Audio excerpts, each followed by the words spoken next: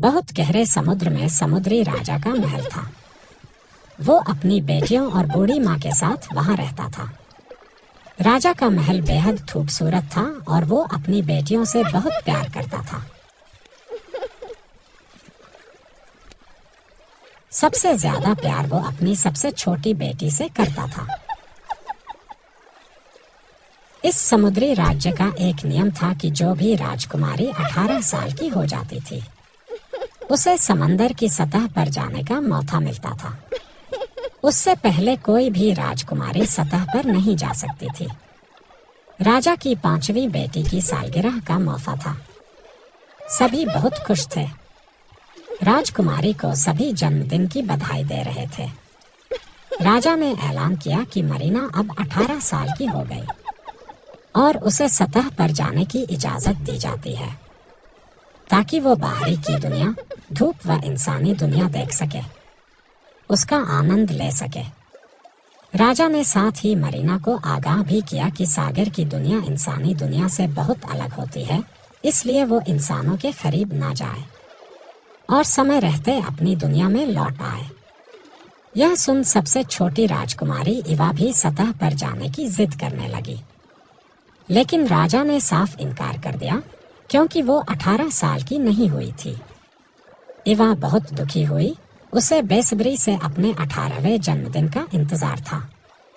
इवा बेहद खूबसूरत थी और उसकी सबसे बड़ी खासियत यह थी कि वो बेहद दयालु थी। समंदर के सभी जीवों से उसे प्यार थे।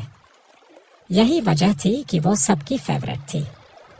इवा को इंसानों के बारे में जानने की बहुत उत्सुकता रहती थी। वो अक्सर अपनी दादी माँ से उन्हीं के बारे में पूछती रहती थी। एक बार यूं ही उसने पूछा कि क्या इंसान हमारी तरह ही होते हैं या हमसे बेहतर होते हैं। दादी मैंने बताया कि उनके पैर होते हैं जबकि हमारे पैर नहीं होते। मछलियों की तरह हमारे शरीर की बनावट होती है। इंसान बहुत प्रदूषण फैलाते हैं, इसलिए वो हमसे बेहतर नहीं होते। इवा ने जानना चाहा कि क्या इंसान हमसे ज्यादा जीते हैं, तो दादी माँ ने समझाया कि वो 100 साल से ज्यादा नहीं जीते, जबकि मरमेड्स 300 साल तक जी सकती हैं और मरने के बाद वो समुद्री झाग बन जाती हैं। लेकिन यदि हम जीवन भर भले काम करें तो हम अमर हो सकते हैं और हवा की परियां हमें स्वर्ग ले जाती हैं उनके साथ रहने के लिए। इवा का 18वां जन्मदिन आ गया। उसे सबने बधाई दी। वो खुद बेहद उत्साहित थी। आखिर जिस पल का उसे इंतजार था वो आ गया था। राजा ने कहा कि मैं तुम्हें बाहरी दुनिया दिखा लाता हूँ, पर इवा ने कहा कि बाकी सब अकेले गए तो वो भी अकेली ही जाना चाहती है। इतने में उसके दोस्त श्रिम्प ने राजा से कहा कि वो उसका ख्याल रखेगा। राजा ने कहा कि सूर्यास्त से पहले लौट आना। इवा तेजी से सतह की ओर चल पड़ी। बाहर आते ही वो मंत्रमुग्ध हो गई। इस नई अनजान दुनिया ने उसे मोहित कर लिया। इतने में ही उसे एक जहाज नजर आया जिसमें एक युवक था।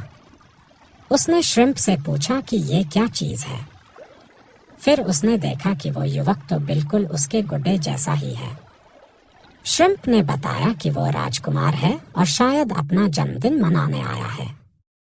इवा राजकुमार की खूबसूरती से मोहित हो गई थी और वो गाना गाने लगी। इतने में ही तूफान आ गया।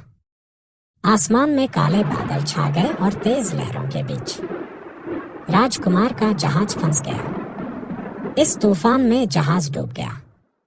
इवा ने देखा तो वो राजकुमार को बचाने चल पड़ी और वो कामयाब भी रही।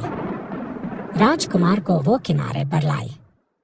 इतने में ही किसी के आने की आहट सुनकर वो छिप गई। कुछ लड़कियां वहां से गुजर रही थी और उन्होंने देखा कि राजकुमार वहां बेहोश था। इतने में राजकुमार को भी होश आ गया और उसने देखा कि एक खूबसूरत लड़की वहां खड़ी है। राजकुमार ने उसे अपनी जान बचाने के लिए धन्यवाद कहा।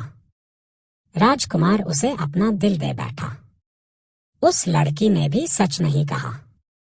एवा ने यह सब देखा। श्रिम्प ने कहा कि वो लड़की झूठा श्रेय ले रही है, पर एवा ने कहा कि कोई बात नहीं, राजकुमार की जान बच गई, वो इसी से खुश है। सूर्यास्त होने को था तो दोनों वापस समंदर में लौट आए। नन्ही जलपरी का मन उदास था क्योंकि वो राजकुमार को पहली नजर में ही दिल दे बैठी थी, पर वो जानती थी कि उसे पाना नामुमकिन है।